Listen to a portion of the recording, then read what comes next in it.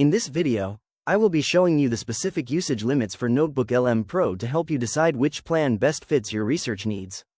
Let's get started. I'll start here on my main dashboard where I can see my recent projects and featured notebooks. To see the details on my account and upgrade options, I'm clicking on the NotebookLM Pro link at the top. This brings me to the official plans page where I can compare the different tiers available, ranging from the standard version for personal projects to the Ultra tier for heavy power users. I'm focusing specifically on the NotebookLM Pro plan, which is tailored for daily research and professional grade projects.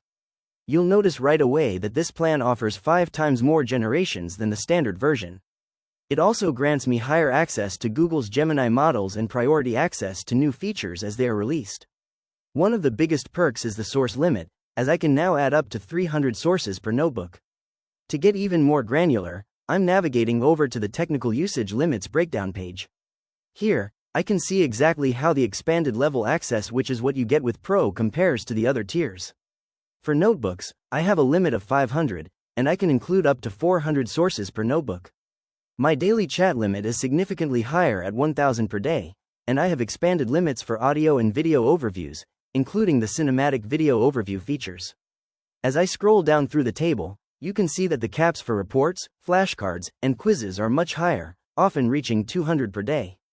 Features like deep research allow for 30 sessions a month, and I also get highest level access to data tables and infographics. This breakdown clearly shows that the Pro tier is built for those who need to process massive amounts of data without hitting the usual daily walls. If you found this walkthrough helpful, please consider liking the video and subscribing for more quick tips and tutorials.